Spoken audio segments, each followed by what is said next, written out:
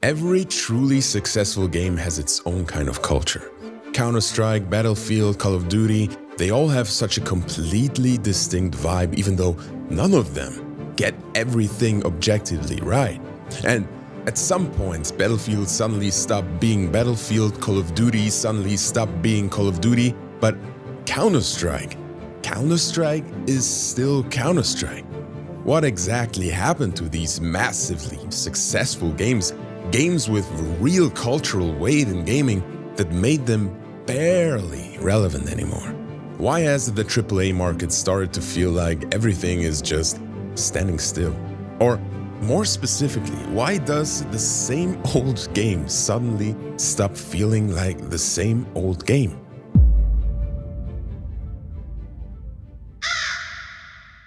Just imagine, you have the recipe for the best pizza in the world. It comes from your long-lost Italian grandmother who spent her whole life figuring out exactly how a pizza should taste. Then the village next door catches on and, so people want pizza. And they add it to their strict pasta-only restaurant. Then 10 villages over in the first big city, a kebab stand figures it out too. People want pizza and pasta? Well, throw it all on the menu then, you know? And suddenly every street corner and every restaurant is serving pizza, pasta, kebab, schnitzel, currywurst, and steak all at once. And that is exactly what happened to most AAA shooters. And we're not saying this in a things were better back in the day kind of way. That would be too simple and also wrong. Things were not better back then. A lot of things were significantly worse. But no game developer back then was anywhere near as obsessed with maximizing their audience as they are today. The ambition to grow was simple. How do we get more players? And it was kind of easy. Make the game better. And how exactly do you do that? You think about what fits your game and your vision, and you execute it as well as you can. Put simply, games used to know what they wanted to be. They were less, how do we maximize the target audience? And more, if you don't think this is awesome, that's kind of your problem. To understand how we got here, we need to look at where the thinking went wrong. There was a time when the big shooter franchises were genuine opposites. Battlefield was slow, epic, chaotic in the best possible way. In a single match, you could experience 5 completely different things, like die as a pilot, storm a bridge on foot, drive a tank somewhere you absolutely had no business being. It wasn't perfect, it wasn't a perfect game really, more of a playground. And Call of Duty was the exact opposite. Fast, tight, focused, no time to breathe, constant action, constant kills. It was less a playground and more a competitive sport. 2 different philosophies, 2 different audiences, and 2 different cultures. And it worked for both of them. Neither concept was perfect, neither was bad. They were both great for specific people, and that's it. Then someone in an office somewhere said, yeah, but imagine if we could reach both audiences. And what sounds like a perfectly reasonable business decision has become one of the biggest problems in gaming. Because when you try to please everyone, something really strange happens. You end up pleasing no one. And this isn't just a gaming thing, it's human nature. If you're at a party and you meet someone who just says, yeah, sure, to everything, agrees with everything, never takes a stand, do you remember that person the next day? Probably not. Because character isn't smooth and frictionless. It has corners and edges. No matter what opinion you hold on any random topic, there will always be people who share it and people who don't. And when someone has strong opinions and can actually articulate them well, we tend to say the person has a strong character. As a game, you naturally want the same strong character too. Let's say, for example, Battlefield 2042 launched without a scoreboard. And not as a bug, as deliberate choice. You can debate the reasoning all day, but the only logical explanation is someone thought if new players see how badly they're performing, they will eventually leave. So let's just hide it. The result? The existing players lost their minds because a core element, a character-defining feature, was simply gone. In trying not to upset someone you don't even know, you betrayed your actual friends. And that's just one example of many. Over the past few years, so many decisions have been made in this direction that many games have literally lost their identity. Not just changed it, they genuinely no longer know what it was that their real fans loved about them in the first place. You probably already know the answer before we even ask. It's money. And maybe a little bit of fear. And those two things are directly connected because AAA budgets have gone completely off the rails over the past 2 decades. Not grown a little, actually, genuinely, ridiculously exploded. Witcher 3 had a budget of $83 million. Cyberpunk had a budget of $316 million. Battlefield 6 had roughly $400 million of budget. And to put it into perspective, there are just 5 films in history that had a higher budget than Battlefield 6. 5 films. That is the league we are playing in now. And when a game costs $400 million, it can't just be good. It has to be the best. And it can't just sell well, it has to sell millions upon millions of copies. EA's goal with Battlefield 6, for example, was to reach 100 million players, which sounds insane, because it is. None of their previous Battlefield games have come even close to that number. The record was around 1/3 of that. Let me ask you this, if you're currently earning around $3,000 a month, do you set yourself a goal of making $10,000 the next day? That's not ambition, that's pure panic. And when a studio is under that kind of pressure, they unfortunately stop asking what makes our game special and start asking what do most people like right now. So they analyze what's working, what worked recently, and above all, what is the competition doing? What comes out is a copy of a copy, and quite often even a copy of a copy of a copy. And this isn't just a shooter problem, even though that's the most obvious example. The whole AAA landscape has caught this disease. Look at how many open world games have come out in the last 2 years with the exact same mechanics. I'm honestly surprised that Ubisoft never filed a patent for the whole climb a tower, reveal the map, collect icons, climb the next tower kind of loop. Not that it's a bad mechanic in itself. It made sense in Assassin's Creed 2 and sure in plenty of other games too. But does it really make sense that 15 years later almost every game still implements it without even thinking twice? But it gets really wild when you look at live service games. There is now one thing, or rather 3 things, that show up in basically every single one of them. No matter whether they fit the genre, the game, or anything at all, they go in on principle. A battle pass, skins, and of course, a battle royale mod. That's what Fortnite, the cool kid in the schoolyard, did to get popular, so now it's tradition. Does it generate good revenue? Sadly, yes. Does it actually improve our gaming landscape? No, not anymore. Battlefield added a battle royale mode too. Battlefield, the game known for 128 player battles on massive maps, built a mode where you and up to 3 friends collect resources and try to survive as long as possible.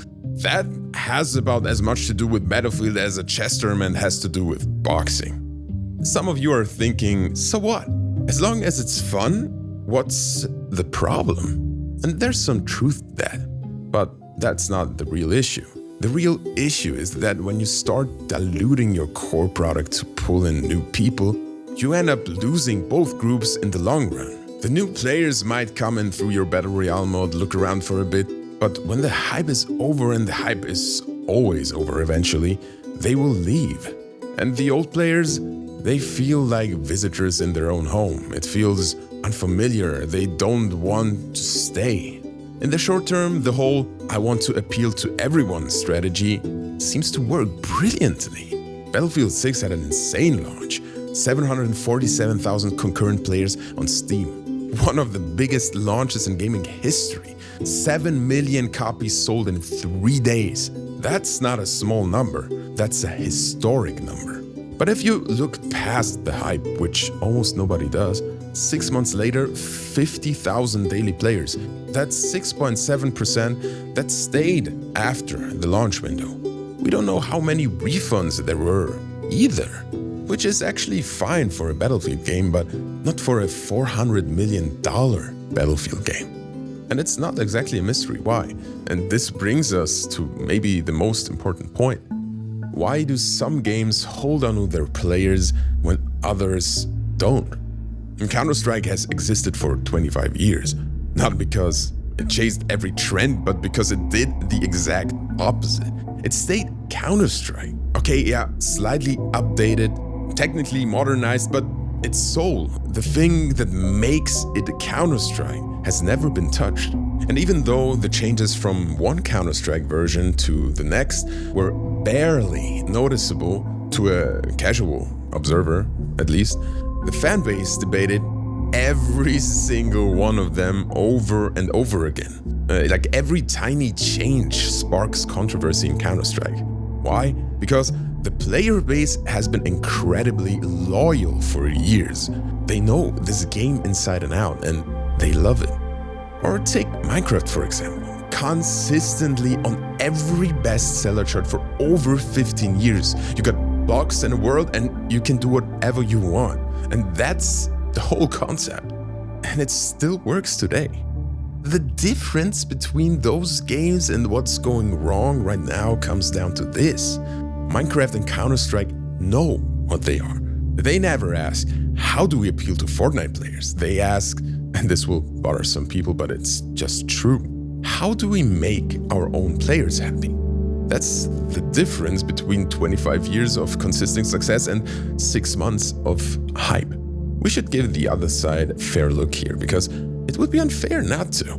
The developers are not often the villains in the story. The people actually working on these games genuinely always want to make something great. The problem usually sits a few floors up or in an HQ somewhere else entirely. Because when a studio burns through $400 million, that money has to come back in at minimum. And that alone, regardless of how aggressively you want to maximize profit on top of that, is already a creative constraint. Because the natural audience for a game's actual vision usually isn't large enough to reliably earn that back. Of course, there are exceptions like GTA, where the audience is essentially every gamer on the planet, but Battlefield was never for everyone. And yet, from a certain point on, it had to be sold to everyone just to break even. And no matter how hard they tried, EA's delusional targets simply couldn't be met. Which is why they're now laying people off after what was genuinely one of the most successful launches ever. Because someone in management decided the goals shouldn't be benchmarked against previous Battlefield games, they could just take over the entire shooter market, because Fortnite did it once, right? EA isn't the only AAA publisher doing this, of course. They all are at this point. But here's the thing. While all of them are slowly but surely losing track of who they are, something very interesting is happening elsewhere. Indie studios are doing what AAA used to do 20 years ago, defining what a genre can be. Creating small new communities and then serving them exactly what those niches actually want. Helldivers, Lethal Company, Hades, Deep Rock Galactic, Expedition 33, all games that asked, what would be awesome? Instead of, what are most people willing to pay for? And what happened? A ton of games came out that are not for everyone. But the sheer enthusiasm of the hardcore community that absolutely loved them spilled over into the mainstream. These games reached a wide audience even though they had their own distinct character, even though they don't try to appeal to everyone. Actually, not even though, because they don't try to appeal to everyone. That's not a coincidence. Indie studios simply don't have $400 million budgets pressuring them to appeal to everyone. They can afford to make a game for the people who actually want it. That's how the best games have always been made. It was just more obvious back then because the industry and individual game budgets were still in their early days. You know, we used the pizza metaphor earlier. Let's bring it back. The original pizza recipe wasn't great because it appealed to everyone. It was great because someone knew exactly what they were cooking and why, so let them cook basically. When you start adjusting the recipe a little each time, less salt for people who don't like it, less spice for the others, and different dough for the gluten-free crowd, eventually there's nothing left of what made the pizza special in the first place. You end up with a product that gets an okay rating from everyone but excites no one. And if the original product already had a lot of passionate fans, you've now also alienated your most loyal ones. In a market where nearly half of players buy at most one game per year, the problem isn't these games are poorly made, though sometimes honestly that's where the problem starts too. The problem is, setting aside bugs and all that after reaching code status, they've stopped asking themselves what they actually are. And that brings us full circle back to Counter-Strike and Minecraft and all the games that have stayed relevant to this day. They have an answer to that question. Battlefield had a good idea, but in the end didn't actually have the answer. Halo has no answer. Call of Duty doesn't even understand the question anymore. And there are plenty more examples out there, but you've probably already got something specific in mind that fits perfectly. So my question to you is, which game franchise comes to mind for you? And when exactly did it go wrong? Let us know in the comments.